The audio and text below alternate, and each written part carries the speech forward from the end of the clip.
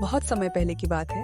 एक छोटे से गांव में गोपाल नाम का एक गरीब किसान रहता था। उसके पास थोड़ी सी जमीन थी, लेकिन मिट्टी बंजर थी और बारिश भी समय पर नहीं होती थी।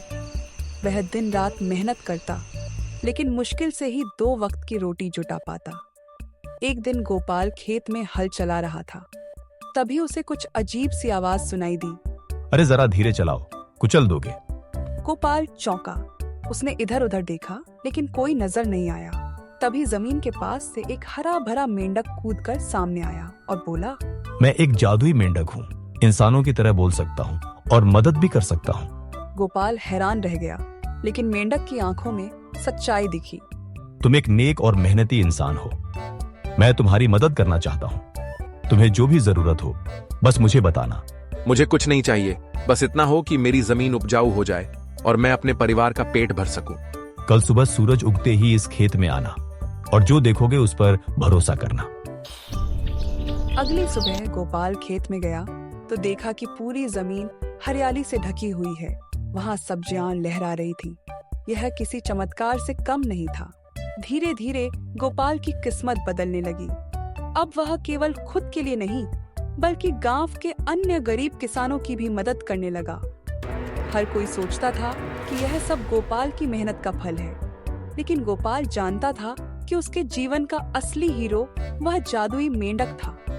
एक दिन गोपाल ने मेंढक से पूछा, तुम मेरी इतनी मदद क्यों कर रहे हो? मैं असल में एक श्रापित राजकुमार हूँ। एक दिन मैं शिकार पर निकला था। जंगल में दूर एक जगह एक महान तपस्वी ध्यान में लीन थे। अनजाने में मेरा शिकार वहीं जा पहुंचा और उसे पकड़ने की कोशिश में मैंने उस तपस्वी की तपस्या भंग कर दी। उन्होंने क्रोधित होकर मुझे श्राप दिया, जैसे तूने मेरी साधना में विघ्न डाला, वैसे ही अब तू भी अपनी असली पहचान भूलकर जलचर जीवन जी। उसी पल मैं इस मेंढक के रूप में बदल गया। लेकिन उन्होंने यह भी कहा था कि जब कोई नेक दिल इंसान मुझे बिना स्वार्थ के अपनाएगा और मेरी सेवा करेगा, तभी यह श्राप टूटेगा। और तुमने वही किया गोपाल। तुमने मुझे सिर्फ एक मेंढक नहीं समझा, बल्कि सच्चे मन से मेरी चिंता की। तुम मेरे लिए सिर्फ मदद करने वाले नहीं हो, अब मेरे परिवार का हिस्सा हो। जैसे ही गोपाल ने यह शब्द कहे, मेंढक देखते ही देखते एक सुंदर और तेजस्वी राजकुमार में बदल गया। उसके वस्त्र रेशमी थे और माथे पर एक चमकदार मुकुट था। राजकुमार ने मुस्कुराते हुए कहा, अब मैं अपने राज्य लौट जाऊंगा, लेकिन तुम्हारी मदद और भलाई मैं कभी नहीं भूलूंगा। जब भी तुम्हें मेरी जरूरत होगी, मैं हमेशा तुम्हारे साथ रहूंगा। नेकी और मेहनत कभी व्यर्थ नहीं जाती। बिना किसी स्वार्थ के की गई मदद और दया का फल जरूर मिलता है।